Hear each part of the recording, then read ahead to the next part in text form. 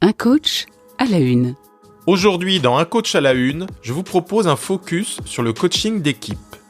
Qu'est-ce qui est spécifique à l'accompagnement d'un collectif ? Quelles sont notamment les phases clés à peaufiner et les écueils à éviter ?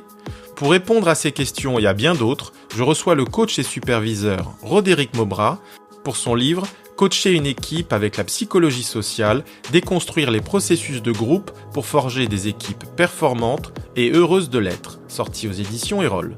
Bienvenue, je suis David Marion, coach professionnel. Dans ce nouvel épisode d'Un coach à la une, découvrez un homme de conviction qui milite pour que le coaching d'équipe soit pratiqué avec professionnalisme et qui souhaite l'exporter bien au-delà de l'entreprise.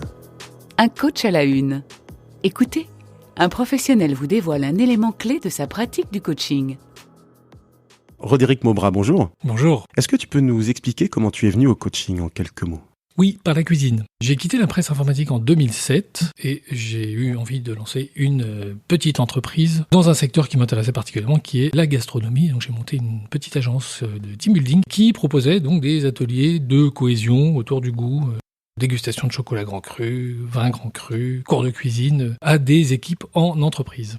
Les équipes venaient faire donc ces activités avec beaucoup d'attentes, de cohésion, de remotiver les équipes, de leur donner de nouveau envie de travailler grâce à un menu fait ensemble, quelques vins dégustés, etc. Et force est de constater que la plupart du temps, ça ne marchait pas.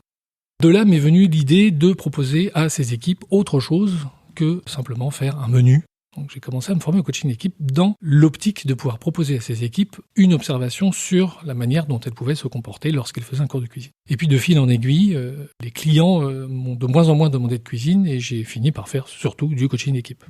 À force d'accompagner ces équipes, je me trouvais finalement assez peu armé uniquement avec une formation de coaching d'équipe. Donc je me suis dit, il faut que je me forme au coaching individuel. Donc j'étais me former au coaching individuel. Après je me suis dit, il faut que je m'intéresse à la systémique. Alors je me suis intéressé à la systémique. Et puis tout ceci finalement me donnait encore le sentiment de manquer un petit peu de profondeur dans mes interventions. Et c'est là que j'ai eu l'idée de m'intéresser à la psychologie. Je suis donc retourné sur les bancs de la faculté, enfin cours du soir, et je me suis spécialisé en psychologie sociale. Et là j'ai vu la lumière.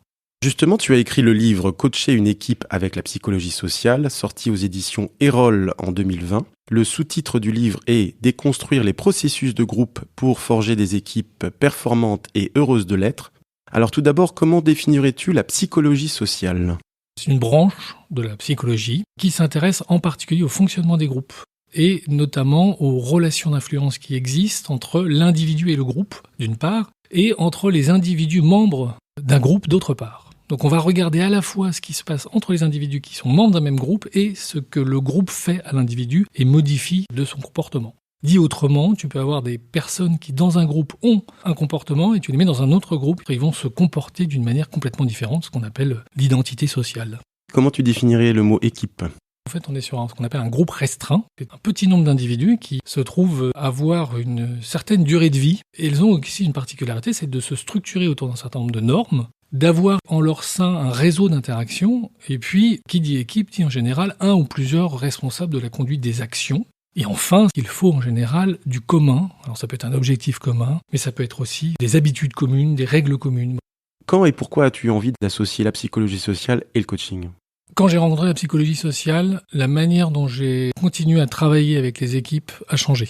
Comme je te disais tout à l'heure, en fait, au début, c'était des cours du soir, donc je faisais du coaching d'équipe la journée et mes cours de psychosocial le soir. Et je me suis aperçu que dans le champ de la psychologie sociale, il y avait une mine de connaissances absolument hallucinante sur le fonctionnement des groupes, la manière dont ils pouvaient évoluer dans le temps et la manière dont ils pouvaient se transformer. À partir du moment où j'ai rencontré cette connaissance, ça a été de voir comment ma pratique de coach pouvait évoluer. Et j'étais obsédé par un truc, certainement d'ailleurs comme beaucoup de coachs et beaucoup de coachs d'équipe en particulier, c'est comment finalement, quand tu accompagnes une équipe, tu leur files vraiment un coup de main. C'est-à-dire comment tu arrives à faire la différence entre avant et après, sachant que la complexité de l'exercice est que l'essentiel des solutions réside dans le groupe.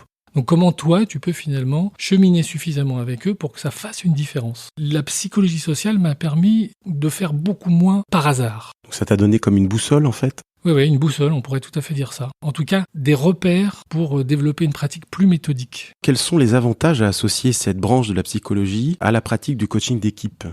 Les avantages résident dans l'essence même de la psychologie sociale, qui est l'étude des processus d'influence sociale. Et Qui dit processus d'influence sociale dit deux grandes catégories qui vont nous intéresser très particulièrement. Le conformisme, c'est-à-dire comment l'individu va se retrouver suffisamment sous pression du groupe pour finir par décider d'en adopter les comportements les plus récurrents. Et par ailleurs, l'autorité, deuxième mécanisme, qui est comment à un moment donné, je décide en tant qu'individu de me soumettre à une autorité que je juge crédible. Et donc ces deux, si tu veux, processus sous-jacents sont vraiment à l'origine de tout le fonctionnement des groupes. Donc ça nous intéresse évidemment énormément en matière de coaching d'équipe. De ce que j'ai compris, c'est qu'il y a suffisamment d'éléments nourrissants pour le coach d'équipe dans la psychologie sociale pour s'appuyer sur cette discipline et en tirer un maximum d'éléments qui permettent de voir un petit peu plus clair sur comment accompagner un collectif. Oui, et essentiellement parce que quand on comprend de quoi est faite l'influence sociale, on comprend comment le groupe se constitue et comment il évolue dans le temps. Et quand on a compris ça, on peut commencer à poser des interventions qui sont plus fines. Mais alors justement, la lecture de ton livre, j'ai réalisé que la plupart des coachs font de la psychologie sociale sans le savoir, car bon nombre de concepts que nous utilisons, nous les coachs, sont directement issus de cette discipline. Oui, et comme tu dis, sans le savoir. C'est-à-dire que pour beaucoup, la psychologie sociale ne fait pas partie de leur référentiel. La plupart des coachs d'équipe vont parler de systémique. La systémique, en l'occurrence, est un courant plus jeune que celui de la psychologie sociale. Et elle s'appuie sur une vision selon laquelle les interactions dominent les problématiques des individus et que par le traitement des interactions, on peut aider l'individu. La psychologie sociale, elle va s'intéresser au pourquoi ce système d'interaction est aussi important pour expliquer le comportement des individus. Et notamment, elle va permettre de mieux lire les lois qui régissent le fonctionnement d'un groupe. Et grâce à ça, en effet, la pratique du coaching d'équipe, c'est clair. Alors, tu as beaucoup de coachs qui se réclament de systémique, mais aujourd'hui, tu demandes aux coachs de parler de psychologie sociale, il n'y en a pas beaucoup qui vont répondre. Ouais, ça c'est peut-être lié aussi au fait que la psychologie sociale, de manière globale, est peu connue.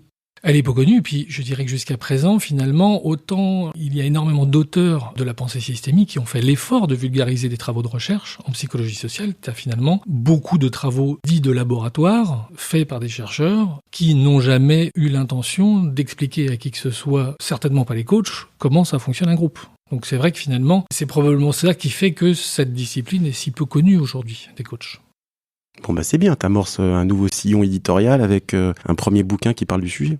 Oui, et c'est exactement l'idée du bouquin et de l'école que j'ai montée, c'est-à-dire de faire une passerelle entre ce champ de connaissances et la pratique de cette discipline. Je te propose de parler de quelques concepts issus de la psychologie sociale que tu développes dans ton livre, par exemple la tendance au conformisme. Oui, la tendance au conformisme a été identifiée par un chercheur qui s'appelle Solomon Asch et qui a fait une expérience montrant que lorsque un groupe d'individus soutenait une vérité face à un individu isolé, l'individu isolé finissait par rejoindre le groupe dans sa conviction, même si finalement la vérité était complètement absurde. L'expérience est autour de quelques traits, dont un est objectivement plus court que les autres, mais il se trouve qu'il y a plusieurs acteurs complices qui prétendent que le trait le plus long est le plus court. Exactement, et par leur nombre, ils finissent par convaincre, pourtant face à l'évidence, la personne isolée. Donc c'est une expérience assez incroyable finalement qui fait qu'on arrive à accepter de ne plus lire la réalité telle qu'on la voit sous l'influence d'un groupe qui prétend une autre réalité. Ça, c'est vraiment le conformisme, et le conformisme, on en a partout dans les équipes. Ça nous invite à la précaution vis-à-vis de la manière dont un groupe fonctionne quand on arrive dans une nouvelle mission. Et ne surtout pas, si je puis dire, arriver avec l'intention d'un changement rapide, brutal, en espérant que tout le monde soit particulièrement volontaire pour le faire. Parce que le groupe s'est doté d'un certain nombre de mécanismes de conformisme. Et ce conformisme, il existe avant qu'on arrive, et donc j'ai presque envie de dire, il faut en prendre soin avant d'essayer de proposer à cette équipe des expériences de modification de normes. Alors parmi tous les concepts que tu développes dans ce livre, il y en a un qui m'a amusé parce que je l'utilise beaucoup en coaching, c'est l'engagement public qui renforce l'action. Est-ce que tu peux nous en parler ? C'est un concept qui date de 1951 de mémoire, qui a été mis en évidence par Kurt Lewin, qui est un chercheur en psychologie, qui a beaucoup travaillé pour le gouvernement américain. On est dans la période d'après-guerre. Le gouvernement américain se pose la question de savoir comment on peut, suite à la pénurie de viande noble, inciter les ménagères de moins de 50 ans à consommer des abats. Et donc il a l'idée d'appeler Kurt Lewin et de lui proposer d'organiser un cycle de conférences de sensibilisation. Et M. Lewin s'aperçoit que, suite aux conférences organisées dans tout le pays, rien ne se passe. Et il a l'idée de changer le cycle de conférences par des ateliers participatifs où on demanderait à chaque personne qui a suivi la session de s'engager à modifier ses comportements de consommation. De s'engager publiquement. exactement face au reste de l'Assemblée. Et il s'aperçoit que, de mémoire, je crois que c'est 30% de plus de comportements changés dans ces nouveaux groupes par rapport aux conférences classiques. Et donc, il en déduit ce qu'il appelle l'effet de gel, c'est-à-dire qu'en effet, plus un individu s'engage publiquement, plus on maximise les chances que l'action sur laquelle il s'engage puisse être suivie de faits. Et donc, ça nous intéresse beaucoup en coaching d'équipe, puisque donc, on a une phase dans l'animation d'un groupe qui va consister à faire en sorte que tout ce qu'ils ont expérimenté de nouveau dans le cadre du coaching d'équipe puisse s'exporter dans la vie d'après le séminaire. Et donc, on va essayer d'aller chercher cet effet de gel auprès de l'ensemble des participants. Donc l'idée, c'est de faire en sorte que chacun puisse s'engager aux yeux et au su de tout le monde sur un certain nombre d'actions à mener dans les semaines ou mois à venir. Exactement. C'est une manière de, on va dire, cristalliser un peu plus les nouvelles décisions d'expérience du groupe dans la durée. Alors, entre les fiches pratiques, les focus méthodologiques et les exemples d'accompagnement détaillés, ton livre est vraiment pratico-pratique. Est-ce que l'objectif était d'écrire, de partager une sorte de manuel de coaching d'équipe ? Oui, un objectif central était de trouver ce que j'aurais bien aimé trouver quand j'ai commencé ce métier, c'est-à-dire en fait une démarche pas à pas, de la rencontre avec l'entreprise Le Donneur d'Ordre jusqu'à la clôture de cette mission, en essayant d'étayer chaque étape par des concepts comme ceux que nous venons d'évoquer, qui permettent de faciliter grandement la démarche. Est-ce que tu aurais des exemples de rencontres avec des donneurs d'ordre de coaching ? Oui, alors je pense notamment à ce donneur d'ordre qui était donc le DG d'une filiale dans l'industrie et qui m'avait fait venir parce qu'il souhaitait développer l'autonomie et la proactivité de son comité de direction. Il a passé l'entretien à m'expliquer à quel point finalement la filiale tournait grâce à lui, que son influence et son impact étaient déterminants dans l'activité. Et en le questionnant, je me suis aperçu que tout le groupe cultivait cette image du chef Providence. Et donc c'était intéressant parce que ce personnage n'avait absolument pas conscience que l'essentiel du problème de l'équipe résidait certainement dans la représentation qu'il avait de leur incapacité à être proactif et dans la représentation qu'il avait de lui-même et qui était très partagée dans cette filiale, de lui comme élément central. Donc si tu veux, tu avais une espèce d'injonction contradictoire entre « aidez-moi à développer l'autonomie de l'équipe, sachant que l'équipe ne pourra agir sans moi ». Oui, je suis le roi, sans moi rien ne se fait. Voilà. Et en fait, c'est un phénomène assez courant dans les CODIR. Pas systématique, mais courant. Mais comment t'as fait alors ? Parce que il a pu dégonfler au niveau de l'ego ou comment ça s'est passé ? On n'a malheureusement pas beaucoup de pouvoir à l'endroit de l'ego de cet individu dans ce type d'accompagnement. Le pouvoir que l'on a, c'est de lui proposer de mettre sa puissance, sa capacité au service de son collectif. Et en général, c'est comme ça qu'on arrive à trouver une voie de passage. C'est de dire que finalement, cette brillance, cette surcapacité dont il se targue serait certainement très précieuse à transmettre à cette équipe dont il souhaite développer l'autonomie. Et donc, on en fait un partenaire de travail. Encore faut-il qu'il soit OK pour ça. Il a besoin d'exister et il a besoin de montrer avoir cette brillance. Donc si toi tu lui dis « Moi, coach d'équipe, j'ai besoin de vous pour aider votre équipe », il y a peu de chances qu'il refuse. Donc en l'occurrence, il a accepté d'empuissancer son équipe. Il a accepté l'idée que de mettre cette puissance au service de son équipe, puisque ce qui est finalement lui est dit derrière, c'est si tu es si puissant, tu dois être capable d'empuissancer les autres. Ce qui nous raconte aussi que le coaching d'équipe, c'est pas juste un séminaire, c'est des choses en amont qui se travaillent finalement par la conversation, mais pas n'importe quelle conversation. Là, en l'occurrence, ça met en exergue qu'un coaching d'équipe, c'est aussi un coaching de dirigeant, puisque l'un va pas sans l'autre. On pourrait dire ça, néanmoins, l'idée, c'est pas de l'accompagner, c'est simplement d'utiliser le travail qu'il souhaite qu'on fasse avec son équipe pour pouvoir lui faire prendre conscience du rôle qu'il joue avec cette équipe. Mais on est bien en train de travailler avec ce système équipe qui a un responsable de la conduite des actions, qui est donc ce dirigeant. En tout cas, il va de pair le fait d'avoir un minimum d'alliance avec lui pour que l'accompagnement de l'équipe et du collectif puisse se faire dans de bonnes conditions.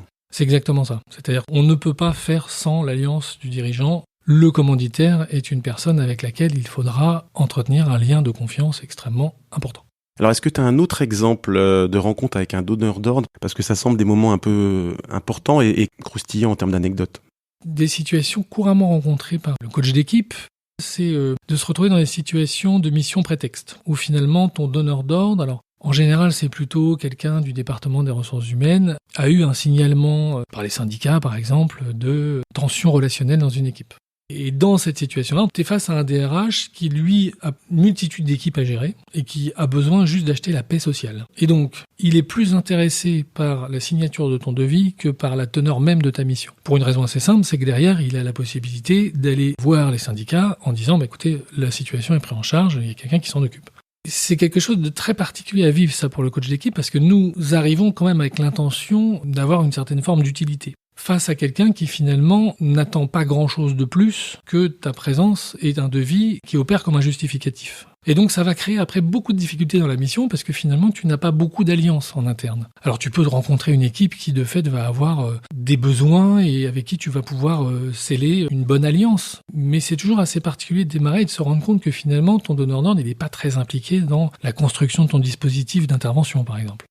En fait, Roderick, tu insistes beaucoup dans ce livre sur les aspects méthodologiques, notamment dans les phases de cadrage de la demande et d'identification de la problématique de l'équipe. Pourquoi est-ce si important dans un coaching d'équipe d'être focus sur ces moments clés ?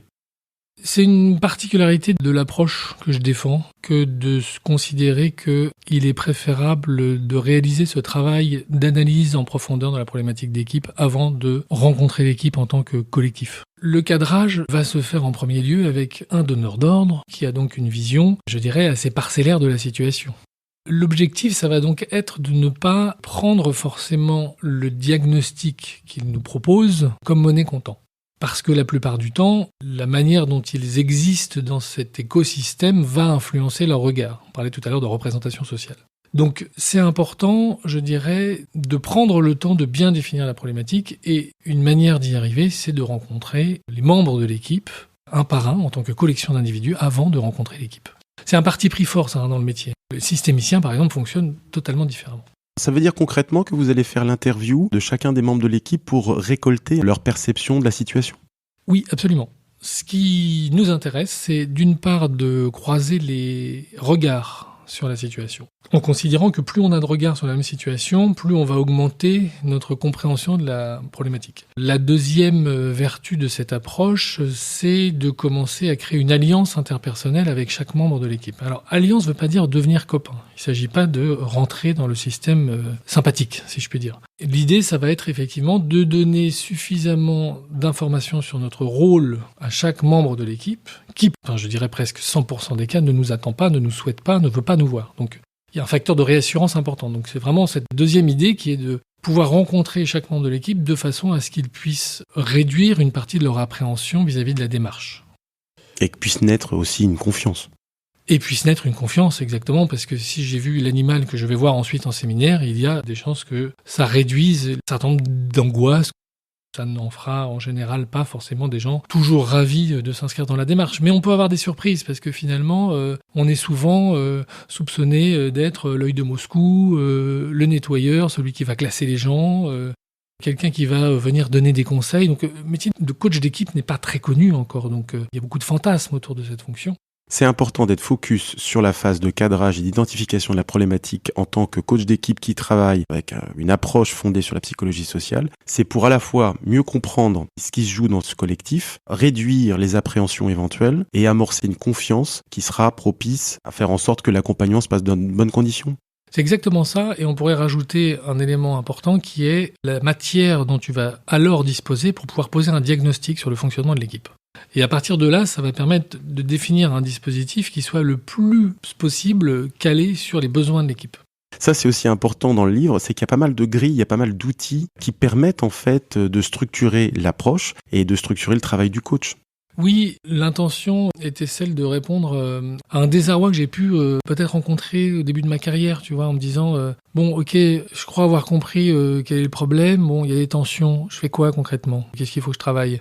Puis je commence par quoi ? Parce que bien souvent, une équipe, elle n'a pas un problème, elle a une série de problèmes. Alors ça peut être des problèmes d'ailleurs qui ont des liens linéaires, de causalité linéaire ou même circulaire, qui s'alimentent entre eux. Dans tous les cas, l'idée c'était vraiment de se dire comment à chaque étape je peux me reposer sur une grille d'analyse, sur une grille de questions, sur un outil d'animation et quelque part rassurer. Ce que j'aurais peut-être aimé trouver il y a quelques années. Donc ça veut dire aussi que même un coach débutant, avec cette approche, peut avoir des outils efficaces sur lesquels il pourra s'appuyer pour accompagner des collectifs. Oui, c'est l'idée. Alors je lui souhaite quand même de ne pas rencontrer les collectifs les plus difficiles au démarrage. C'est quand même un métier où potentiellement tu prends un peu cher des fois. La souffrance en groupe peut en effet assez facilement, de même que l'émotion, contaminer le coach. Et on rencontre parfois des équipes qui malheureusement ont été laissées des années durant dans des situations impossibles, et lorsque tu arrives, tu es un peu souvent le dernier recours. Alors Malheureusement, on est souvent appelé très tard encore aujourd'hui, donc un peu comme un pompier. Et donc tu rencontres des équipes dans lesquelles tu vas avoir énormément de démotivation, des cas de risques psychosociaux, de la tension, peut-être quelques problèmes de harcèlement, beaucoup de désorganisation. Enfin, tu as des équipes dans lesquelles tu cumules quand même un certain nombre de problèmes. Donc plutôt pas ces équipes-là aux coachs débutants. C'est quoi les symptômes qui permettent de dire pensez à appeler un coach d'équipe parce que là, ça commence à clignoter sur le tableau de bord? J'aurais presque envie de te dire, dès la construction d'une équipe, c'est intéressant de doter l'équipe d'outils qui lui permettent d'analyser son fonctionnement et de progresser de manière vertueuse. Et de partir sur de bonnes bases. Alors ça se fait, ce sont des missions qui existent, mais plutôt en général pour des équipes dirigeantes. Assez peu encore pour des équipes fonctionnelles. Les symptômes peuvent être extrêmement variés. Ça va être un certain nombre de mails qui vont arriver à la DRH, de gens qui se plaignent de l'ambiance de l'équipe. Ça va être l'augmentation des arrêts de travail. Ça va être un turnover en hausse. Ça va être des résultats en baisse, ou la non-entente et la rivalité excessive, la compétition excessive au sein du collectif peut complètement miner les résultats de l'équipe. Donc tu as une multitude de symptômes possibles. Et puis, il y a tous ceux que tu vas découvrir lors de cette fameuse phase exploratoire. La difficulté, elle est aussi liée au temps que le donneur d'ordre est prêt à consacrer à l'accompagnement de l'équipe. Encore de nombreuses fois, on se retrouve face à des donneurs d'ordre qui ont le fantasme du séminaire magique. On te propose d'accompagner une équipe à l'occasion d'une journée de fin d'année dans laquelle on pourra, on espère, travailler et la motivation, et l'organisation, et la question des conflits, et la cohésion, et la créativité, et que sais-je encore. Tout ça en 2 heures. Et tout ça, si possible, en 2 heures, avec un repas derrière. Je suis évidemment tombé dans ce piège un certain nombre de fois. Avec le temps et la pratique, on s'aperçoit qu'il est vital pour l'équipe, qui a besoin de travailler et changer, de prendre son temps. L'individu a besoin de temps pour changer, l'équipe ne déroge pas à la règle. Donc arriver à avoir cette conversation de vérité avec un donneur d'ordre qui est pressé, qui veut que le séminaire se fasse tout de suite et qu'on y arrive à y résoudre plein de choses, c'est vachement important pour l'équipe en réalité. Donc en fait, il est urgent de refuser dans ce cas-là et de proposer un protocole différent pour qu'il y ait l'espace, le temps nécessaire pour que le changement et l'accompagnement puissent porter ses fruits. Idéalement oui, parce que sinon c'est emmener tout le monde dans le mur. Dans tes débuts de carrière, tu as besoin de manger, donc tu vas accepter assez facilement le fameux séminaire magique et puis quelque part tout le monde sera assez déçu à la fin parce que on a voulu y mettre trop de choses, donc on n'a pas réussi à y travailler grand-chose. Le donneur d'ordre est un petit peu déçu. Toi, t'as l'impression de ne pas avoir fait un boulot incroyable. Et puis, l'équipe, j'ai envie de te dire, elle voit passer comme ça, chaque année, un nouveau consultant. Donc oui, il est absolument urgent, comme tu dis, d'avoir une conversation qui permette de changer un peu la donne et de se dire, attends, si t'as vraiment besoin qu'on travaille ça, on va mettre en place un dispositif. Et on peut maximiser les chances d'avoir des résultats. Ça veut pas dire qu'on les garantit, les résultats. Mais en tout cas, on met les chances de notre côté à donner à un collectif le temps de changer. Je pense que c'est important de rappeler que une des conditions de réussite du coach, c'est le fait de ne pas avoir faim et le fait de pouvoir refuser quand les conditions sont pas réunies pour que l'accompagnement porte ses fruits. Parce que c'est se mettre en danger, lui ou elle, le coach ou la coach, et c'est mettre en danger même son client au fond. Et c'est particulièrement vrai en coaching d'équipe, ce que tu évoques. Il peut arriver qu'à l'issue de ta phase exploratoire, tu te rendes compte que l'équipe que tu as rencontrée, donc je rappelle individu par individu, en réalité, c'est pas forcément un coaching d'équipe dont elle a besoin. C'est peut-être juste une formation technique, c'est peut-être l'accompagnement de son manager, c'est peut-être autre chose. Et en fait, je crois qu'il faut s'astreindre, et le plus tôt possible, j'ai envie de dire, dans une carrière de coach d'équipe, à cette sincérité vis-à-vis du client. Ça n'est jamais peine perdue. Et ça permet aussi de développer une relation de fidélisation avec un donneur d'ordre, à qui on ne va pas systématiquement vendre le full package. Qu'est-ce que concrètement apporte la psychologie sociale lors de l'accompagnement de l'équipe ? Est-ce que le fait que cette branche de la psychologie finalement irrigue avec plein de concepts l'ensemble des dimensions du collectif rend plus fort l'accompagnement qui repose sur cette approche ? Plus fort, je ne sais pas, mais elle le rend moins hasardeux. On est plus en capacité de déployer une certaine forme de logique vis-à-vis d'une problématique dont on a compris les ressorts de manière particulièrement fine. Ça, c'est sûr. La psychologie sociale, comme tu dis, elle va irriguer l'intégralité du processus. On peut aussi dire qu'elle influence en particulier la dimension qu'on appelle la phase de travail, c'est-à-dire le travail à proprement parler avec l'ensemble du collectif. En coaching d'équipe, on n'est pas toujours obligé de travailler avec tout le collectif. Ça, c'est un prérequis. Néanmoins, quand tu travailles avec l'ensemble de l'équipe, le fait de savoir, et ça c'est vraiment un apport de Kurt Lewin, que l'équipe va avoir besoin d'un certain processus pour, dit-il, décristalliser ses normes de fonctionnement, va t'influencer toi dans la construction du séminaire, en tant que coach. Donc ton séminaire va suivre une certaine forme d'enchaînement assez logique qui est basé sur la manière dont un groupe peut peu à peu s'approprier de nouvelles normes de fonctionnement. C'est quoi la taille idéale d'un collectif pour faire un accompagnement raisonnable si je suis tout seul en tant que coach ? Moi, je dirais qu'au-delà de 15 personnes, si la problématique est assez importante, c'est préférable d'y aller à plusieurs. Le coach d'équipe n'est pas forcément seul et il peut travailler en binôme, en trinôme ou lui-même en équipe au fond. Absolument. Je supervise un certain nombre d'équipes, de coachs d'équipe. Tu peux avoir plusieurs raisons qui font que tu vas coacher une équipe à plusieurs. D'abord, ça peut être un ensemble de collectifs, donc tu as besoin d'être nombreux. Ou ça peut être un collectif de grande taille, parce que tu as des entreprises qui considèrent que l'équipe de 45 personnes est une norme. Donc tu peux avoir des gros groupes à coacher. Et puis après, tu peux aussi avoir besoin d'intégrer dans ton dispositif d'accompagnement des compétences que tu n'as pas. Je pense notamment à un certain nombre de collègues qui travaillent avec des profils de personnalité. Donc tu peux te dire qu'à un moment donné, pour certaines raisons, l'équipe a besoin de travailler sur la connaissance mutuelle et finalement les former ou les initier sur des outils tels la process communication, l'énéagramme, le disque ou que sais-je encore. Ou la T. Ou la T, exactement, peuvent faire partie des éléments qui vont permettre à l'équipe de travailler efficacement. Et donc c'est intéressant peut-être à ce moment-là d'encapsuler une sensibilisation faite par quelqu'un d'autre dans ton coaching d'équipe. C'est d'autant plus intéressant que tu vas du coup avoir une posture différente vis-à-vis du groupe et tu vas pouvoir aussi te mettre en observation des processus. Beaucoup plus facilement que si tu pilotes tout et gères tout toi-même. C'est ça, il y en a un qui peut se mettre un peu en méta, qui observe ce qui se passe et qui peut finalement au pause souffler des choses à son collègue coach qui lui permettra d'être plus efficace et d'avoir une vue globale alors qu'il peut avoir des angles morts s'il a les mains dans le cambouis. Exactement, alors tu as plein de raisons qui font que c'est intéressant d'y aller à plusieurs, même sur des équipes d'ailleurs de taille réduite. Tu peux avoir par exemple des coachs qui ont une appétence particulière pour tous les processus de créativité, d'autres qui ont une appétence particulière pour les processus de régulation. C'est intéressant peut-être à ce moment-là de combiner les compétences des uns et des autres face à des problématiques un peu complexes. Bon, après évidemment c'est une question de budget et de partage du gâteau. Exactement. Ça pose un certain nombre de questions en effet qui nécessitent de bien s'aligner au départ de la mission. Alors la psychologie sociale semble prévoir toutes les dynamiques d'équipe possibles. Est-ce qu'accompagner une équipe avec la psychologie sociale fonctionne dans 100% des cas ? J'adorerais pouvoir te répondre oui. Malheureusement, nous sommes contraints de travailler avec la complexité. Et ce qu'il faut apprendre à faire avec le temps, c'est travailler avec sans tenter de la réduire.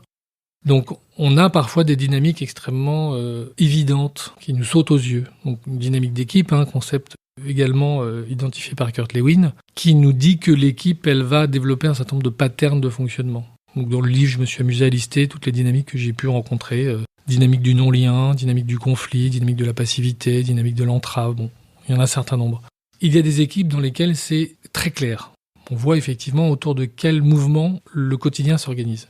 Et puis t'en as, c'est pas si simple. Et en effet, moins on arrive à lire, plus c'est difficile de les accompagner correctement. Donc non, malheureusement, nous ne sommes pas en capacité, même avec la psychologie sociale, et pourtant je crois à l'impact de cette discipline sur le métier, d'obtenir 100% de résultats.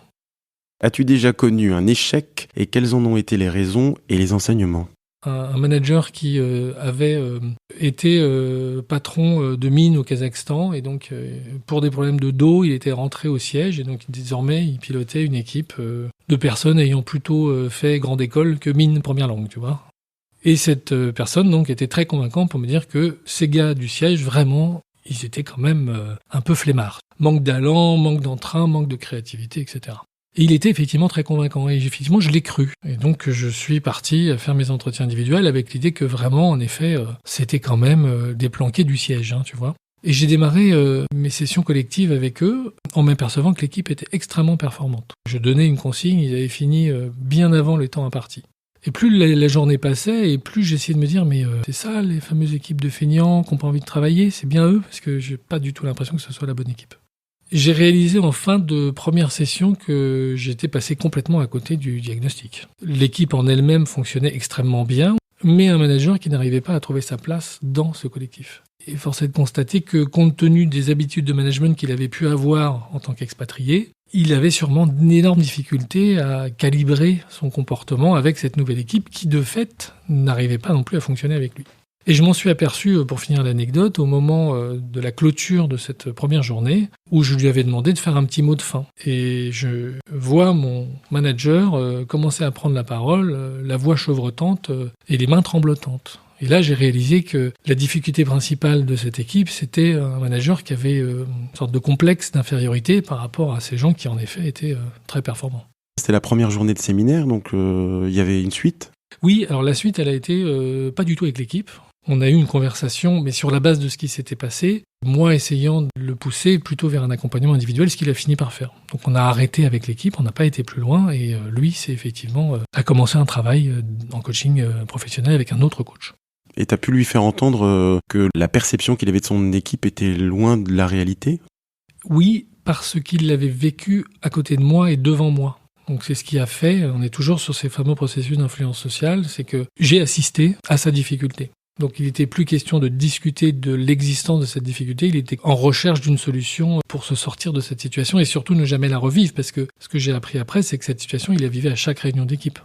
Donc ça s'est bien fini parce qu'en effet, il a accepté l'idée que c'était lui qui avait besoin d'un accompagnement et pas son équipe. Faut-il une supervision spécifique lorsqu'on coach une équipe avec la psychologie sociale ? Pas nécessairement, parce que ce qui est important dans le processus de supervision, c'est d'avoir un espace, une personne avec laquelle tu peux déposer un certain nombre de questions sur ta pratique, ton geste, etc.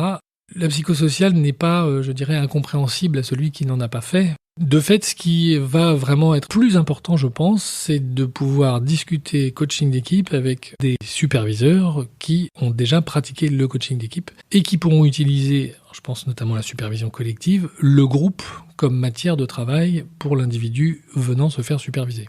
Donc l'essentiel, c'est que le superviseur connaisse le coaching d'équipe plus que la psychologie sociale. Exactement. Et j'ajouterais qu'il est même assez intéressant d'avoir des groupes dans lesquels tu as des personnes d'obédience différentes. Oui, ça enrichit. Absolument. La psychologie sociale n'est pas exclusive de toute autre forme d'accompagnement et c'est vrai que moi je défends l'idée qu'elle permet d'augmenter l'efficacité des dispositifs d'intervention, mais tu peux glisser beaucoup d'influence, beaucoup d'obédience dans un processus de coaching d'équipe, ajouté à ce que tu connais de la psychologie sociale. J'imagine pour les premiers temps de celui ou celle qui se forme au coaching d'équipe fondé sur cette approche, il faut quand même maîtriser la sémantique. Donc avoir un superviseur qui la maîtrise et qui est capable d'accompagner dans l'identification de ce qui se joue dans les accompagnements, c'est quand même essentiel. Ça aide, je ne vais pas te dire le contraire. Si tu souhaites te développer, de toute façon, de te trouver un superviseur qui va t'accompagner dans le développement de ton activité en coaching d'équipe. Mais dans l'école, je rencontre beaucoup de coachs qui ont déjà fait un certain nombre de formations de différents types. Je pense à la systémique, bien sûr, je pense à l'appréciative inquiry, je pense à l'élément humain. Je dirais que chacun ensuite vient faire son marché. Le coach d'équipe le plus pertinent vis-à-vis de son équipe, c'est celui qui est vraiment présent avec son équipe et qui maîtrise à peu près les outils qu'il utilise. Peu importe s'il a fait son marché et je dirais un cocktail extrêmement spécifique qui lui ressemble de l'ensemble des formations qu'il a pu suivre. Roderick, en cette saison 3 du podcast, j'ajoute une séquence avec un quiz pour lequel je vais t'inviter à tirer au hasard des chiffres correspondant à des questions que tu vas découvrir. La question 28. C'est quoi l'hygiène d'un bon coach d'équipe, selon toi, Roderick ? L'hygiène d'un bon coach repose, à mon sens, essentiellement sur sa capacité à exprimer tout ce qui s'est imprimé en lui. Et c'est un métier assez engageant, parce que tu rencontres l'humanité au travail, dans toutes ses difficultés. Et donc, tu vas rencontrer des gens qui vont t'agacer, tu vas rencontrer des gens qui vont te faire peur, tu vas rencontrer des gens qui vont te rendre triste. Et tout ça, tu le remportes chez toi le soir. Donc ce qui est important, je crois, c'est de pouvoir redéposer tout ce que tu as pu emmagasiner au fil de ces accompagnements, pour ne pas imprimer les prochains groupes de ce qui s'est passé dans les précédents. Donc ça veut dire avoir un espace d'intervision ou de supervision, c'est ça ? Intervision, supervision, pour certains, ça peut être des activités de dépense physique, ça peut être de la méditation, ça peut être des activités qui n'ont rien à voir, mais qui peuvent avoir un peu un rôle d'exutoire. Ça, je pense que c'est essentiel. Très bien. Tu veux bien tirer un autre petit papier ? 29. Avec environ 10% des coachs seulement qui vivent de leur activité, est-ce bien raisonnable de continuer à former des coachs dans une école, dans ton école ? Alors, j'aurais envie de te répondre, est-ce que tu connais le montant d'une mission classique en coaching d'équipe ? Le montant, il est significatif et bien plus important concrètement qu'un coaching individuel. Donc il suffit de peu d'accompagnement collectif pour vivre correctement, voire bien vivre. Et c'est aussi l'objet de cette école spécialisée dans la pratique du coaching d'équipe. Il y a effectivement aujourd'hui beaucoup d'écoles et de très bonnes écoles qui forment au coaching individuel. Il y a beaucoup moins d'écoles qui forment au coaching d'équipe et qui en font, si je puis dire, une discipline à part entière. Donc tu veux dire que c'est un parti pris d'avoir choisi, on va dire, la branche du coaching qui est plus rémunérateur et qui donc permet de mieux vivre quand on est spécialisé dans cette discipline ?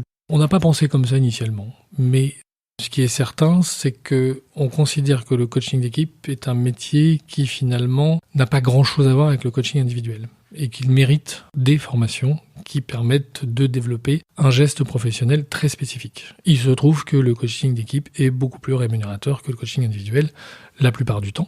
Mais il est aussi très engageant, donc il a aussi, je dirais, ce qu'on disait tout à l'heure, des contreparties en termes de gestion émotionnelle, en termes de capacité cognitive aussi, parce qu'on ne peut pas prendre X missions en parallèle, parce que ça demande de l'investissement, ça demande beaucoup de neurones, si je puis dire, et de bandes passantes. La crise sanitaire génère pour le coaching d'équipe énormément de nouvelles opportunités, peut-être plus pour le coaching d'équipe que pour le coaching individuel. Parce que les équipes ayant été éclatées aux quatre coins, non seulement du territoire, mais je dirais avec les accords de télétravail aux quatre coins des départements, tu as aujourd'hui des problématiques de cohésion d'équipe qui sont extrêmement importantes, peut-être beaucoup plus qu'avant. Toutes les tensions relationnelles qui préexistaient à la crise sanitaire ne se sont pas résolues parce que les gens étaient loin les uns des autres. En général, elles ont tranquillement attendu que les gens recollaborent de plus près, voire se sont exacerbées avec la distance. Toutes ces questions des collectifs en difficulté n'a jamais été autant d'actualité.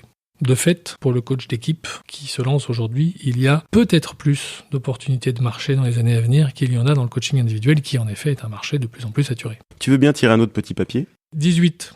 Si tu devais changer de carrière, quelle serait ta reconversion ? Quand j'ai rencontré le coaching d'équipe, je me suis dit que je voulais faire ça toute ma vie. Donc c'est compliqué de répondre à ta question, parce qu'aujourd'hui, dans le rôle de transmission et de supervision qui est le mien, je me sens exactement à l'endroit où je dois être. Néanmoins, ce qui va me chatouiller pour la suite, c'est presque plus que si je pouvais changer de carrière, c'est la suite de celle-ci, c'est comment je peux aller exporter les techniques d'accompagnement des groupes à d'autres groupes que ceux qui peuplent l'entreprise. Il y a de multiples groupes dans notre société qui nécessiteraient de se doter d'outils leur permettant de fonctionner mieux. Exemple, la classe. Quid d'une classe équipe ?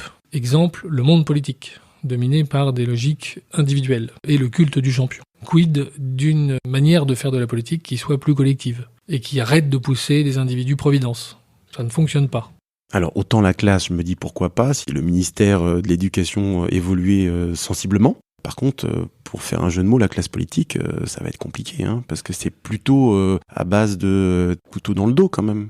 Ils pensaient que c'était impossible. Oui, c'est Mark Twain et c'est pour ça qu'ils l'ont fait. Mais pour autant, ça va être un petit peu plus tendu au niveau politique, non ?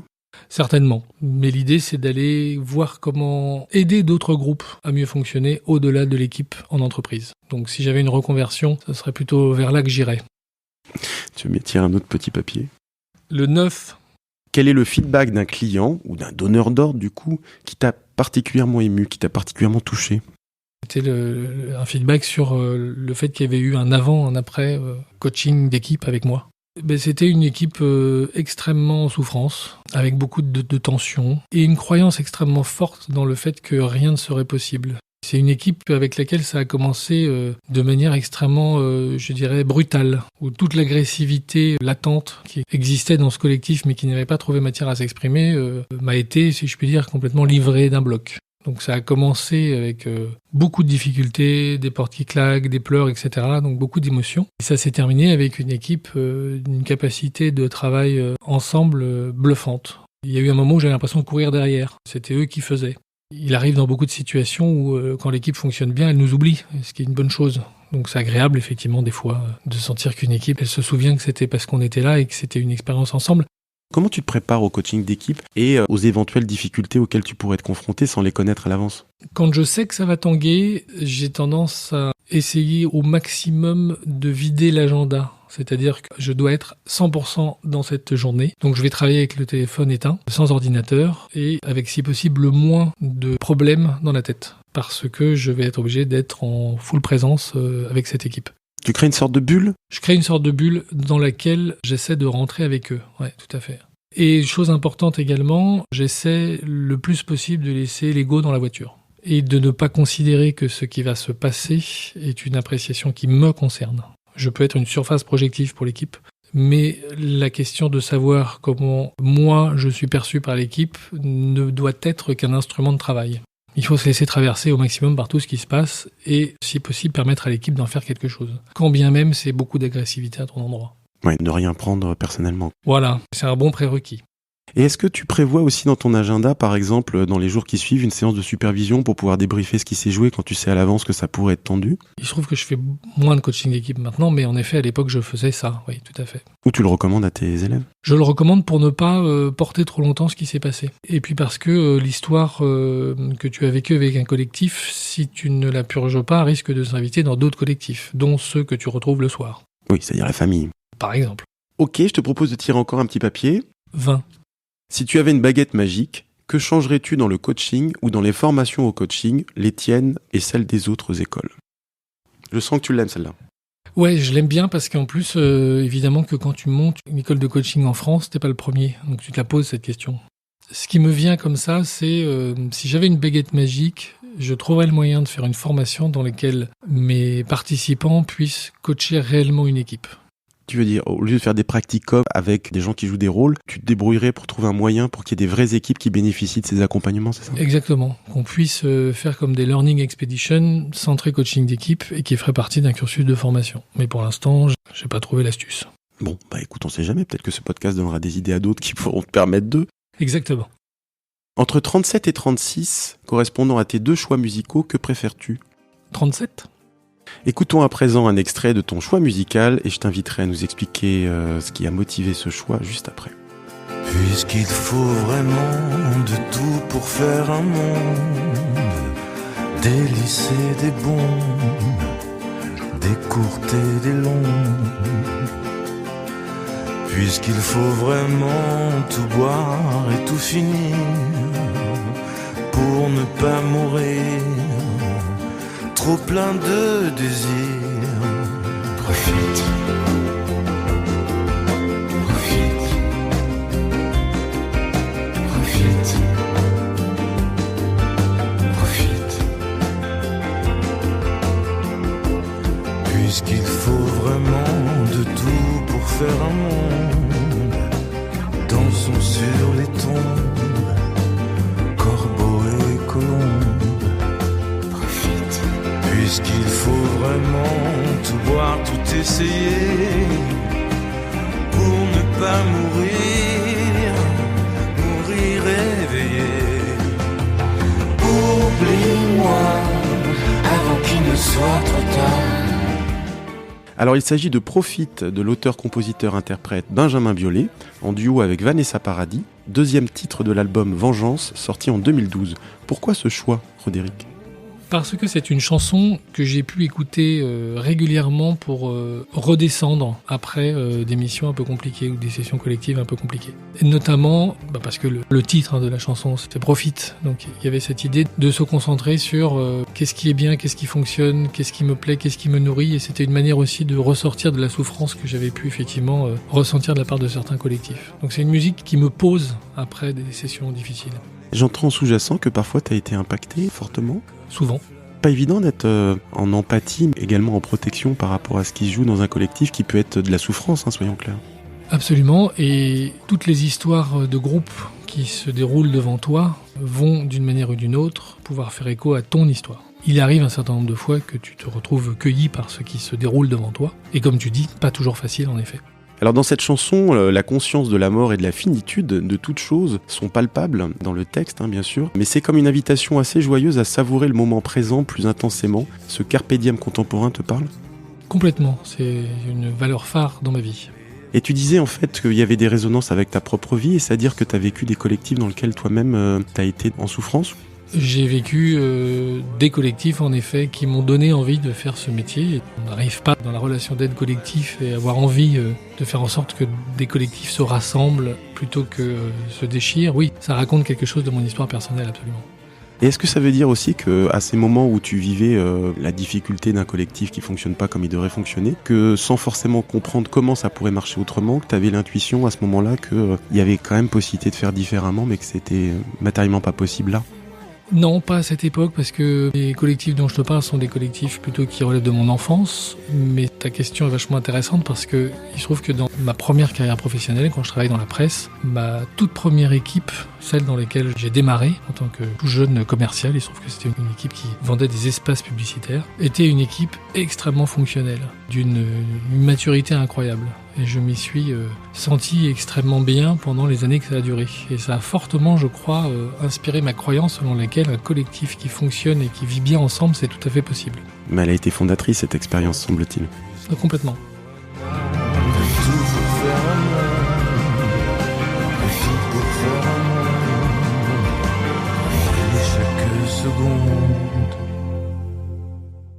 À présent, je te propose d'écouter la synthèse de 2 interviews de coachs qui ont suivi une formation chez Team Intelligence et tu réagiras dans la foulée.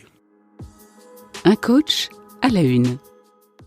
Maria Akbarali, bonjour. Bonjour. Vous êtes coach spécialisé dans l'accompagnement de collectifs et vous avez été formé il y a quelque temps par Team Intelligence. Est-ce que vous pourriez nous parler un petit peu de votre parcours ? J'ai démarré dans le monde de l'accompagnement type coaching il y a à peu près 6 ans, en me formant et me certifiant au coaching individuel, en devenant coach professionnel. Après une première partie de carrière immergée dans le monde des cabinets de conseil en gouvernance, management et transfo des organisations. Assez rapidement, en fait, je me suis retrouvée à accompagner davantage de collectifs que d'individus, basés sur l'approche systémique, mais aussi maillés avec d'autres postures, comme par exemple celle de la facilitation. Je ressentais le besoin de me doter davantage de repères. J'avais l'impression de ne pas avoir une colonne vertébrale suffisamment consistante pour créer des dispositifs qui puissent être pertinents. Et donc, c'est comme ça que je me suis retrouvée chez Team Intelligence. Pourquoi avoir choisi l'école Team Intelligence ? Quand je me suis lancée dans ce projet, j'ai regardé un peu ce qui se faisait et Team Intelligence montrait en fait des avis très positifs de tous les anciens qui étaient passés par là. Et un échange avec Roderick m'a convaincue parce qu'en fait, je recherchais quelque chose de sérieux et à la fois qui se prenne pas au sérieux. Donc, je me suis formée il y a à peu près 1 an sur ce module de coaching d'équipe. Et alors, qu'est-ce que vous retenez de cette formation et qu'est-ce que ça a changé pour vous ? Qu'est-ce que ça vous a appris concrètement ? Alors moi, je suis repartie déjà avec ce que je recherchais au départ, c'est-à-dire un cadre méthodologique structuré et structurant. J'avais vraiment besoin de cette colonne vertébrale qui s'appuie sur une approche, mais que je puisse utiliser à ma guise, que je puisse intégrer à ma pratique actuelle. Un ensemble de contenus, d'outils, mais aussi, surtout, un état d'esprit. Je pense que ce qui a vraiment changé, en tout cas accentué quelque chose dont j'avais peut-être pas autant conscience, c'est à quel point le coaching d'équipe est sous-utilisé chez nos clients, en tout cas chez ceux qui pourraient en avoir besoin, et à quel point il est pertinent et puissant. Et je trouve que Team Intelligence et Roderick portent très bien ce message, avec vraiment une conviction très forte, qui savent transmettre, qui donne envie et qui stimule. Alors, comment employez-vous ce que vous avez appris dans votre quotidien de coach actuellement ? 2 éléments que j'utilise particulièrement. Le premier, c'est l'outil de diagnostic d'une équipe. Je trouve vraiment très très riche et dans la façon de le mettre en pratique et dans la façon de remettre nos clients de façon à ce qu'ils puissent s'emparer en fait de leurs propres problématiques. Et le deuxième élément, j'ai toujours en tête les cas pratiques qu'on nous a partagés pendant cette formation-là, qui font que dans la vraie vie, quand on se retrouve avec des situations particulièrement sensibles ou particulièrement complexes, je les ai toujours en tête en me disant quelles sont les différentes options si je me retrouve face à ça.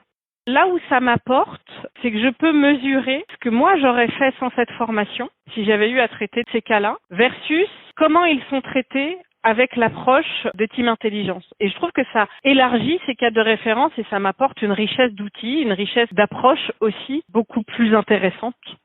Donc, ce que j'entends aussi, c'est la dimension pragmatique de la formation qui vous permet effectivement d'avoir des éléments de référence pour accompagner au mieux vos clients. Oui, des éléments pragmatiques, mais aussi des éléments de sens qui peuvent paraître comme d'une évidence et à la fois, quand c'est dit et mis en pratique en termes de posture, je trouve que ça fait la différence. Par exemple, quand on dit que notre travail est de faire passer l'intention du changement chez le client. C'est cette notion aussi de circulation de ce qui se passe entre le client et nous et de faire transiter cette intention de changement avec les outils tels qu'ils sont proposés. Ce qui change aussi, c'est peut-être en amont pour moi, sentir aussi peut-être davantage de confort dans la façon d'aborder une problématique parce que j'ai un cadre méthodologique, il y a des temps qui sont structurés et structurants. Et avant, j'aurais peut-être aussi mis davantage de temps à élaborer un dispositif, là où il y a quelque chose d'un peu plus précis, qui puisse me donner, dans cette façon d'approcher, plus de visibilité sur les étapes à venir. Aujourd'hui, je l'applique pas à l'ensemble de mes clients de façon homogène. Je me laisse justement cette liberté de choisir l'approche que j'ai envie d'adopter, voire de la mailler. Pourquoi vous pourriez recommander de suivre une formation chez Team Intelligence ? Le premier élément majeur, je pense, c'est la façon dont l'école cherche à promouvoir le coaching d'équipe avec une sincérité et une humilité que je trouve très inspirantes. À aucun moment, je n'ai ressenti le pouvoir du sachant, mais vraiment de se retrouver entre pairs, certains plus expérimentés que d'autres, qui ont à s'apprendre. Deuxième élément, c'est la qualité du contenu et des outils. C'est-à-dire qu'on repart avec de la matière, on repart avec de la pratique, on repart avec des retours d'expérience qui nourrissent soit une réflexion sur sa posture, sur sa pratique, sur des cas très pragmatiques. Donc il y a vraiment cette palette de bénéfices qu'on retire quand on va chez Team Intelligence. Et un troisième élément, c'est l'engagement de Team Intelligence dans cette voie-là, puisque Team Intelligence a lancé les premières assises du coaching d'équipe. Et je trouve que c'était une très très belle occasion de mettre ensemble des pairs, des gens intéressés, des clients. Et ce qui m'a permis, moi, de faire des rencontres et d'embarquer sur des projets de coaching d'équipe. Un autre élément qui est pas négligeable, c'est qu'on passe un super moment et apprendre de façon pratico-pratique dans le plaisir, quel que soit son niveau de seniorité dans le métier, ça met du baume au cœur, surtout quand on traite de problématiques qui sont pas toujours faciles, parce que chez nos clients, il y a parfois un peu de souffrance. En tout cas, merci beaucoup Maria pour votre témoignage. À bientôt. Un coach à la une. Lionel Belkira, bonjour. Bonjour David. En quelques mots, qu'est-ce qui t'a conduit à te former au coaching d'équipe? Un lent processus, on va dire. J'ai été directeur d'association et directeur général d'association et donc j'ai managé des équipes tout au long de ma carrière.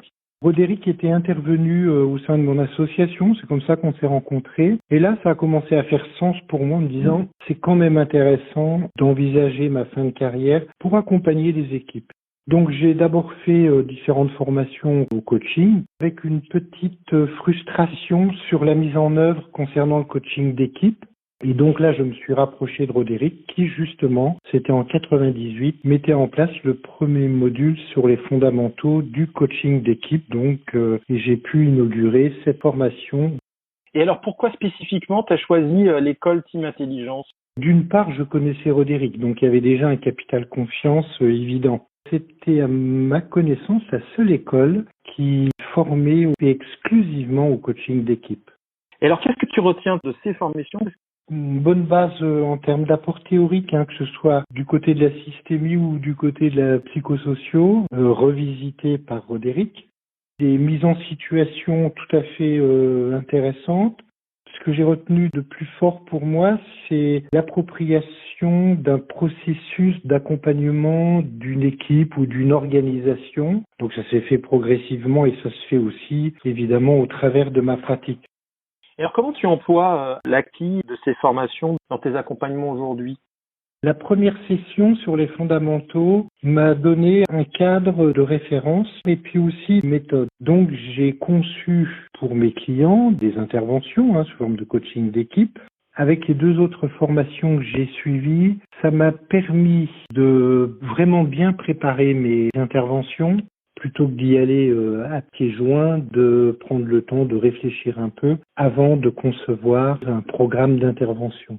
Puis aussi de savoir utiliser de manière pertinente les entretiens préparatoires aux interventions et de savoir les décrypter avec une méthode. Progressivement, ça m'a permis, au travers de ces trois formations, d'apprendre une forme d'agilité, c'est-à-dire de ne pas coller forcément et systématiquement à mon programme, mais c'est de savoir écouter le rythme de l'équipe, là où ils en sont, aller plus vite quand ils peuvent aller plus vite, quand ils veulent aller plus vite, mais savoir aussi ralentir plutôt que de dérouler mon processus sans être attentif au rythme. Et ça, c'est un apprentissage sur le terrain, bien sûr, mais c'est aussi un apprentissage que permettent les trois modules de formation. Donc c'est vraiment être à la fois dans l'accompagnement de l'équipe et en même temps en position méta pour observer ce qui se joue à l'instant T. Le risque après des formations comme ça, c'est de dérouler une méthode ou des modèles d'intervention. Et donc d'avoir des protocoles, des ateliers systématiques et relativement identiques. Et donc j'entends une capacité aussi à faire du sur-mesure et du subtil. Pour moi, c'est pas envisageable aujourd'hui autrement que de faire du sur-mesure. Pourquoi tu pourrais éventuellement recommander les formations proposées par Team Intelligence? Une approche double, systémique et psychosociaux. D'autre part, la générosité de Team Intelligence dans la transmission. les petits groupes et les mises en situation. Et enfin, c'est vrai que moi j'ai fait les 3 modules de formation. Je me sens complètement armé pour aborder des coachings complexes, que ce soit d'équipe ou de groupe ou d'organisation. Ok, merci beaucoup Lionel pour ton témoignage. Ce fut un plaisir. Au revoir David. Un coach à la une. Alors qu'est-ce que tu ressens, Roderick, à l'écoute de cette double synthèse des interviews de Maria et Lionel ? Je ressens essentiellement de la fierté, il faut bien dire ce qui est, parce que quand tu fais ce boulot qui consiste à essayer de former des gens sur l'accompagnement des collectifs, moi j'y mets quand même beaucoup de sens dans cette histoire. C'est pas juste un métier, c'est quand même aussi quelque part presque une fonction sociétale. Apprendre à aider des groupes à mieux fonctionner ensemble, ça a tellement de répercussions possibles que oui, je suis absolument ravi que des personnes puissent venir faire cette formation et y trouver une nourriture peut-être un peu plus globale que simplement des outils, oui. Est-ce que tu as conscience que les élèves que tu formes, en tout cas ces deux-là, qui sont sans doute emblématiques des autres, sont un peu comme des ambassadeurs finalement, qui vont pouvoir démultiplier les accompagnements à différents endroits ? C'est marrant que tu dises ça parce que c'était une des motivations dans le sens de cette école. L'idée qu'on puisse presque lever une armée, j'aime pas tellement le vocabulaire guerrier, mais cette idée que petit à petit on puisse avoir une multitude d'intervenants capables d'aller aider les collectifs. Et au-delà de l'entreprise, c'est ce qu'on disait tout à l'heure, parce que je pense qu'il y a une multitude de collectifs qui ont besoin d'un coup de main. Oui, c'est vrai que c'est une idée que j'essaye de partager beaucoup à travers les formations, oui.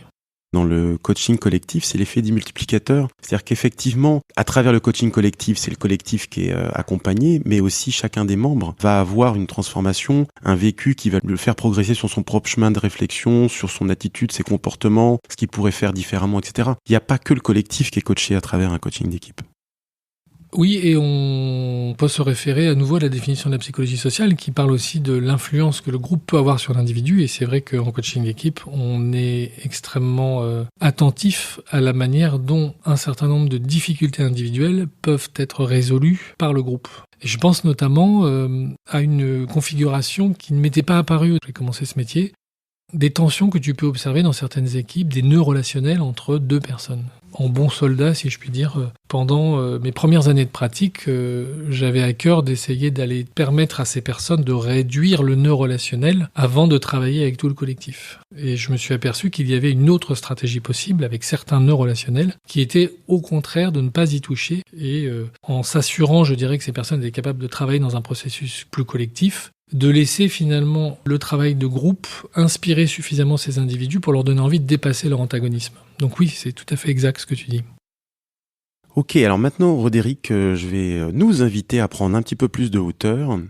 Quelles sont les qualités qui font un bon coach selon toi ? Alors un bon coach en général.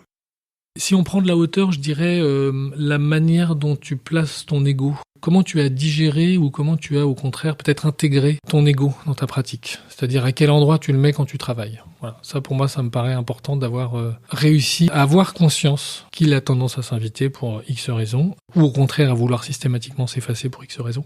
Et travailler avec ça me paraît essentiel.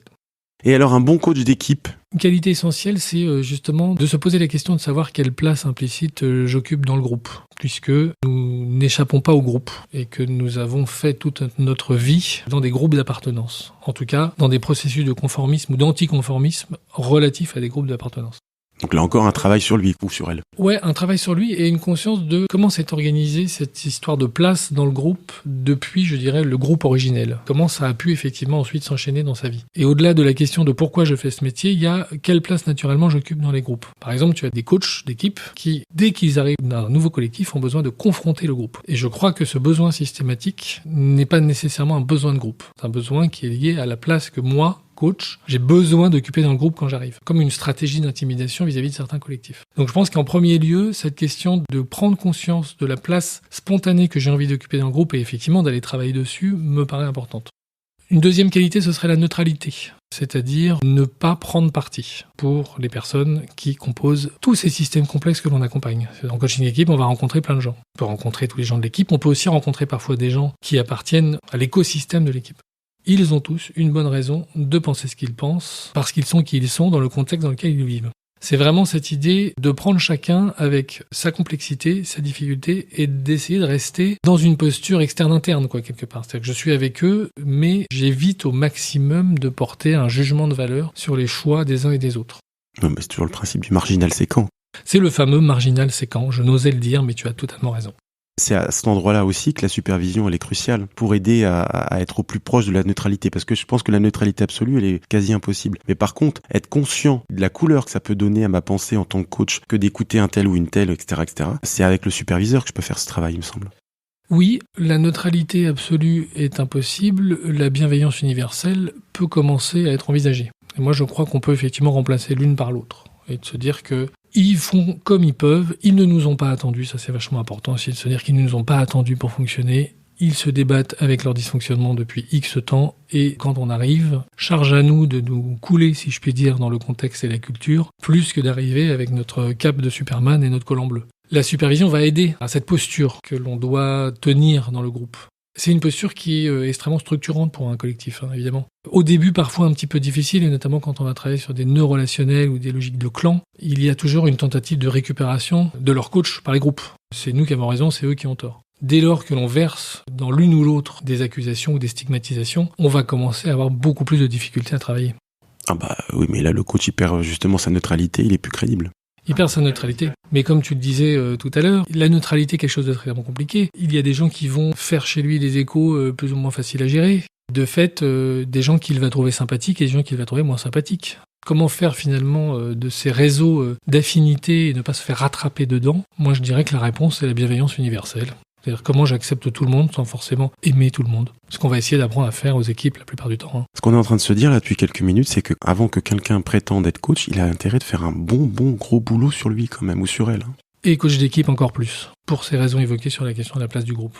Alors, est-ce que tu peux nous parler du coaching d'équipe solidaire ? On en a parlé un peu par téléphone il y a quelques semaines. C'est un engagement aussi qui est profond chez toi et que tu mets en place depuis quelques temps. Est-ce que tu peux nous en parler ? Parce qu'on connaît tous, plus ou moins, ce qu'est le coaching solidaire individuel. Moi, j'avoue que je découvre avec ce que tu portes là, un coaching d'équipe solidaire. Tu peux nous en parler un peu ? C'est l'idée d'aller aider des collectifs qui n'ont pas forcément toujours les moyens d'acheter des prestations de coach d'équipe telles qu'elles sont proposées dans les entreprises, et qui, pour autant, ont tout un tas de difficultés à résoudre. Alors, effectivement, on pense tout de suite à l'économie sociale et solidaire, et donc le monde associatif est un monde dans lequel il y a de multiples équipes, parfois particulièrement en difficulté, parce qu'on accompagne dans ce secteur la difficulté humaine dans un certain nombre de situations. Et donc, les équipes qui accompagnent cette difficulté, ou ces publics en difficulté, sont des équipes qui, en général, ont une forte charge émotionnelle, et qui parfois, sous prétexte de la cause, n'arrivent pas à s'arrêter sur leur manière de fonctionner. Et souvent, c'est vrai que quand on arrive à aller intervenir dans ces systèmes, alors évidemment qu'on va gagner pas d'argent ou peu, mais c'est le principe même de la solidarité, c'est de se dire comment je peux aller aider au-delà de là où c'est bien payé. Mais comment tu arrives à les identifier ? Parce qu'effectivement, ils sollicitent pas les coachs sachant qu'ils n'ont pas le budget. Non, alors après, c'est plus par réseau, quand tu as des personnes autour de toi qui sont engagées dans l'associatif et qui peuvent te permettre de rentrer. Le coaching d'équipe est un métier qui fonctionne énormément par cooptation. Le coaching solidaire n'y déroge pas. Quelles sont les difficultés récurrentes auxquelles sont confrontés les coachs que tu supervises ? Être confronté à une équipe qui n'a pas envie de travailler, une équipe confrontante, qui va challenger son coach en permanence, qui va lui dire que c'est pas la bonne personne, une équipe résignée, tout a été tenté, une équipe, je dirais, dans une extra-manifestation émotionnelle. Le gros des problématiques en ce moment des coachs que j'accompagne, c'est la difficulté à accompagner des équipes qui n'ont plus envie, qui ne croient plus au projet d'entreprise, qui finalement pouvaient accepter l'idée de verser dans le discours corporate pré-crise sanitaire et qui aujourd'hui n'ont pas tellement envie de se rassembler sur un projet commun, le sentiment d'appartenance, l'esprit d'équipe, tout ça, c'est des choses qui leur parlent moins. On sent que les coachs se retrouvent face à des collectifs, je dirais quelque part, très abîmés par la crise sanitaire. Peut-être aussi un besoin d'authenticité. C'est tout à fait exact, et peut-être une certaine forme de renoncement tacite à l'idée de réparer les relations. Dans beaucoup de collectifs, on a l'impression qu'on a accepté l'idée qu'avec la crise sanitaire, les tensions s'étaient un peu cristallisées et finalement, on va s'en accommoder et puis vogue la galère. Et puis de toute façon, on ne sait pas ce qui va se passer demain, donc ça suffit comme ça. J'ai beaucoup de coachs qui bataillent avec justement une forte cristallisation autour de cette norme de relations dégradées. Alors, dis-moi, quelles sont les spécificités d'une supervision de coach d'équipe ? Est-ce que quand on supervise un coach d'équipe, on le supervise en individuel ou en collectif ? Les deux, mon capitaine. On peut superviser un coach d'équipe en équipe, c'est-à-dire créer en fait un collectif de travail constitué de coachs d'équipe et qui va donc faire de l'intervision, alors qu'il y a de l'intervision supervisée quelque part. En tout cas, moi, je travaille beaucoup en intervision. Alors qu'ils travaillent pas forcément ensemble, mais du coup, ils vont s'enrichir les uns les autres de leurs pratiques et puis de leur vécu, au fond. Hein. Exactement. Et puis aussi apprendre à partager ses difficultés avec les autres, se rendre compte que finalement, tout le monde partage à peu près les mêmes soucis en mission, mais qu'il y a des solutions. Donc, cette communauté, si je puis dire, de partage des difficultés, elle est essentielle. Et ce qu'on peut aussi partager dans les cycles de supervision de coach d'équipe en collectif, c'est l'évolution de l'équipe dans le temps, puisque ce sont des cycles fermés avec des groupes donc, qui vont œuvrer pendant une année durant ensemble et qui vont expérimenter aussi en tant qu'équipe de superviser la manière dont une équipe va grandir dans le temps. Et tous les processus de psychologie sociale dont on parle vont se mettre en œuvre devant nous. Et on va aussi beaucoup travailler avec ça. Donc, ce qui permet aussi de renforcer un petit peu la manière dont je travaille avec les équipes que j'accompagne, que de vivre moi-même et de prendre conscience des processus à l'œuvre dans mon équipe de coach d'équipe. Et puis, on peut aussi faire de la supervision en individuel. Moi, je peux accompagner des gens qui démarrent et qui, au début, on n'a pas forcément envie d'y aller tout seul, mais le client, il n'a pas forcément les moyens de prendre 2 coachs pour une équipe de taille réduite. Donc, avoir quelques heures de supervision qui permettent de back-upper un certain nombre de problématiques en chemin permet effectivement de faciliter un peu les premières missions. Et puis, je peux faire de la supervision ponctuelle de coachs confirmés qui, à un moment donné, ont besoin justement de se livrer sur une prestation qui a été un peu plus difficile qu'une autre. Vider le trop-plein. Oui, c'est ça. Ou resserrer les boulons. Exactement. Aurais-tu quelques cas de supervision emblématiques du coaching d'équipe à partager ? Oui, un autre cas emblématique serait celui des équipes de coach d'équipe. Voilà, alors ça peut être des cabinets d'associés de coach d'équipe qui travaillent toujours ensemble, mais ça peut être aussi effectivement des collectifs formés à l'occasion d'une mission. Et ce qui est assez marquant dans ces collectifs, c'est la manière dont ils vont s'imprégner des difficultés des équipes qu'ils accompagnent. Donc tu as tout un ensemble de processus miroirs. Exemple parmi tant d'autres, un collectif de coachs qui accompagne une équipe qui est dans le non-dit va avoir du mal à parler des difficultés de co-animer. Un collectif de coachs qui accompagne une équipe extrêmement désorganisée n'arrive pas à planifier ses réunions de débriefing sur la mission, etc., etc. Quand tu parles d'un processus miroir, c'est en gros un reflet systémique, pour reprendre une sémantique plus connue. Absolument, c'est une forme de reflet systémique d'un collectif vers un autre collectif. Quel est le rôle des coachs d'équipe dans la société en pleine mutation dans laquelle nous vivons ? Moi, je suis convaincu que la capacité à apprendre à mieux faire ensemble, c'est le salut de l'humanité. Ce dont les coachs d'équipe sont dotés, quelle que soit l'école d'ailleurs, peu importe, mais cette capacité qu'ils ont à accompagner des groupes vers un fonctionnement plus harmonieux, plus respectueux de chacun, une capacité à créer de l'action coordonnée autour d'une mission commune, etc., etc. Il y a multiples endroits dans la société qui en ont besoin, et presque d'ailleurs au-delà même de la question de la société, si tu prends les groupes de société, il suffit de regarder la géopolitique mondiale aujourd'hui et de voir à quel point la peur de l'autre, le besoin d'exister, de valoriser son identité, peut déclencher des comportements extrêmement agressifs. Et de se dire que pendant ce temps-là, la maison brûle, et que là, on a un bon exemple d'un collectif d'États qui est incapable de faire équipe autour d'une vision commune qui est pourtant éclatante. C'est celle d'un enjeu écologique. Donc, à multiples étages, notre société, et je dirais notre espèce, a besoin d'apprendre à dépasser la logique du territoire individuel et se mettre au service d'une cause collective. Et en réalité, on ne sait pas encore bien faire. On sait d'autant moins bien faire qu'on l'a jamais vraiment appris. En tout cas, l'école a plutôt tendance à créer une collection de champions individuels. Donc, de quoi, quelque part, notre société aurait besoin ? Elle aurait besoin de gens qui savent créer, aider, accompagner des collectifs à mieux fonctionner ensemble, et de le faire, je dirais, à tous les étages possibles. Il y a des endroits où peut-être on n'arrivera jamais à aller travailler, et pour autant, ça coûte rien d'essayer. Qu'est-ce que tu souhaiterais que les auditeurs retiennent de notre entretien ? D'une part, que les besoins en coaching d'équipe sont immenses, qu'ils dépassent les frontières de l'entreprise, qu'il est possible de se former sérieusement à la pratique du coaching d'équipe, que si on veut adresser la pratique du coaching d'équipe par le prisme de la psychologie sociale, on réduit dans un certain nombre de situations le fait du hasard. Et que si cet entretien a permis, sur l'une de ces conclusions, de générer de nouvelles vocations, j'en serais ravi. Quels sont tes prochains projets ? Il concerne plutôt le monde de l'éducation, notamment un projet d'écriture qui serait une coécriture avec un inspecteur d'académie, autour de l'idée d'aider les établissements scolaires, quel que soit le niveau, à créer des collectifs enseignants dotés des outils permettant de mieux fonctionner ensemble. Donc ça serait une sorte de manuel pour faire du coaching d'équipe dans les établissements scolaires ? Ce serait une sorte de manuel qui permettrait d'utiliser les outils du coaching d'équipe et notamment le prisme de la psychologie sociale pour aider les directeurs d'établissement à créer des collectifs performants et épanouis avec des enseignants. Premier projet. Deuxième projet, celui dont je t'ai parlé tout à l'heure, assez lié au premier, qui est le projet de classe équipe. Essayer de développer des projets expérimentaux, essayer de proposer à des classes un fonctionnement d'équipe. Ça voudrait dire travailler avec des enseignants pour dépasser les logiques de performance individuelle et de voir comment on peut créer des objectifs d'équipe pour une classe au début de l'année, co-écrits, co-validés par la classe, développer des mécanismes de régulation en classe, développer des mécanismes d'entraide, etc. Donc reprendre, je dirais, tous les éléments dont on a pu parler aujourd'hui et les appliquer à des collectifs jeunes avec deux ambitions. Un, leur faire vivre ce que c'est qu'un collectif qui fonctionne. Deux, leur donner des clés pour plus tard. Oui, donc là, en sous-jacent, tu es en train de dire que t'aimerais accompagner les générations à venir à fonctionner en collectif différemment. Je crois qu'il y a une nécessité absolue à apprendre à la jeune génération, le plus tôt possible, ce que c'est que l'idée de l'équipe et de l'équipe qui fonctionne. Bon, il y a du boulot. Frédéric, à présent, écoutons un extrait du morceau que tu as choisi pour incarner le thème de cet épisode. Woman left me high and dry,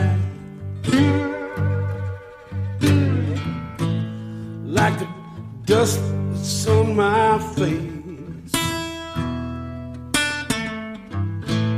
That's okay, I'm moving on, ain't no disgrace.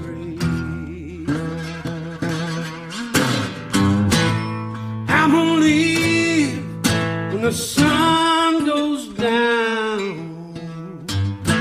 Say goodbye to this lonesome town. One more thing, I can leave it behind. Don't look for me, ain't gonna find me. Too many bridges, too many roads, too much sky and too much ground. Alors il s'agit de Heavy Load Blues du groupe américain Govan Mule, sorti en 2022 sur leur 11e album éponyme. Pourquoi ce choix pour incarner symboliquement le coaching d'équipe fondé sur la psychologie sociale, donc, Frédéric ? Le blues est une musique qui me porte depuis mon adolescence. Je suis extrêmement sensible, ça va me chercher très très loin, toujours très profondément. Et je trouve dans cette musique certainement l'expression de l'authenticité, de la sincérité, de la difficulté humaine. Et aussi du minimalisme, je crois que c'est ça, les parallèles que je pourrais te faire. C'est-à-dire que réussir en coaching d'équipe, souvent c'est pas celle où on s'est le plus agité. C'est celle où on a fait le juste geste au bon endroit. Et le collectif a fait le reste. Il y a cette forme, je dirais, de minimalisme dans le blues qui me parle. Et puis je crois aussi que c'est effectivement une musique initialement de souffrance. Puis, devenu ensuite, lorsque le blues est devenu électrique, donc on est passé du blues rural au blues électrique dans l'histoire du blues, une musique d'errance et de nihilisme. Donc ça rejoint, je pense, à la fois cette idée que, oui, on est confronté à la misère et aux difficultés de la vie et il faut faire avec et il faut continuer d'avancer. Ce que beaucoup le blues dit, et puis aussi, profitons du moment présent.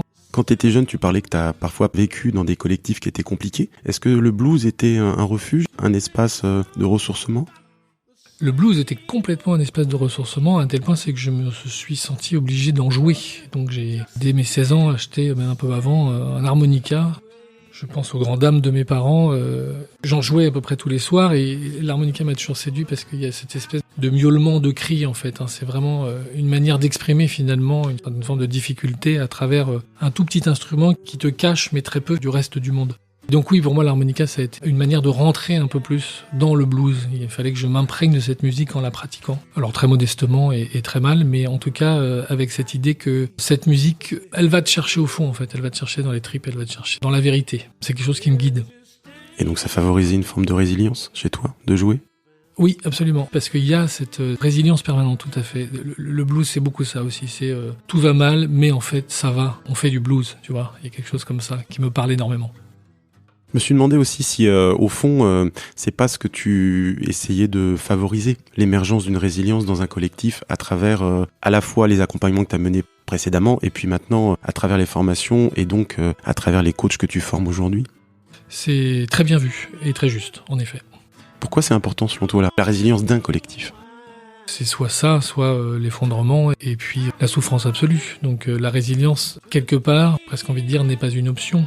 Elle est nécessaire et elle est de toute façon à développer dans un parcours de vie parce que il n'existe pas de parcours sans embûche. Donc qui dit embûche dit capacité à les surmonter. Donc ta résilience, elle est éprouvée en permanence. Dans les collectifs professionnels, elle est éprouvée quotidiennement. C'est d'une complexité sans nom quand on y réfléchit, cette idée de faire des collectifs fermés qui doivent se supporter 5 jours sur 7. Leur salaire en dépend, ils ont la pression des résultats et on doit, en plus de ça, souvent exiger de leur part qu'ils fonctionnent bien et qu'ils aient l'esprit d'équipe. C'est absolument dingue, finalement, ce qu'on leur demande. Donc la résilience, elle est nécessaire à peu près tout le temps et au travail, beaucoup. Donc oui, en effet, je pense qu'il y a quelque part, dans mon histoire, eu une nécessité de beaucoup de résilience et que cette résilience m'a énormément inspiré pour la suite du parcours et ce que je pouvais proposer au collectif, c'est certain, ouais. Est-ce que finalement, à travers la résilience que tu favorises dans les collectifs aujourd'hui, il y a quelque chose de l'ordre de la réparation ? Il y a eu, nécessairement. On ne choisit pas ses métiers par hasard, mais je pense que si tu coaches une équipe en te réparant toi-même, tu n'obtiens certainement pas de très bons résultats. En tout cas, si tu les obtiens, tu es surtout focalisé sur ce que ça t'a apporté à toi et pas tellement au collectif. Ça fait partie des choses sur lesquelles il faut travailler. Et ce qui est certain, c'est que, au même titre que le client individuel en coaching individuel, finalement, continue de nous faire travailler au-delà du travail personnel que l'on peut faire par ailleurs, le groupe ne déroge pas à cette règle. On travaille beaucoup sur soi, je dirais, grâce au groupe. Encore faut-il élaborer ça quelque part ailleurs. Après 2h30 d'entretien, qu'est-ce que tu ressens là ? Une certaine satisfaction par la qualité de notre échange. J'ai vraiment apprécié de discuter de psychologie sociale, de coaching d'équipe. Et j'étais vraiment ravi d'avoir l'opportunité de m'exprimer sur tout ça avec toi. Donc merci beaucoup pour ça. Avant de conclure, je rappelle le titre de ton livre, Coacher une équipe avec la psychologie sociale, déconstruire les processus de groupe pour forger des équipes performantes et heureuses de l'être, sorti en 2020 aux éditions Erol. Un grand merci Roderick pour ta participation à ce podcast. Merci David. Down by the riverside, down by the riverside. Un coach à la une. Merci de votre écoute. Retrouvez le podcast Un coach à la une sur toutes les plateformes d'écoute et les applications dédiées au podcast.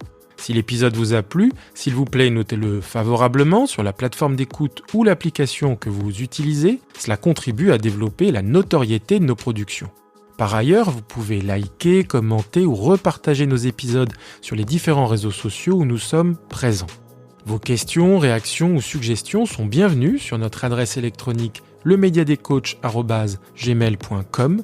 Enfin, si le coaching professionnel vous intéresse, abonnez-vous à nos 2 podcasts mensuels, Un coach à la une, l'entretien pédagogique, et Parcours de coach, l'entretien analytique. À très bientôt pour un nouvel épisode. Un coach à la une série créée par David Marion et produite par le Média des Coachs.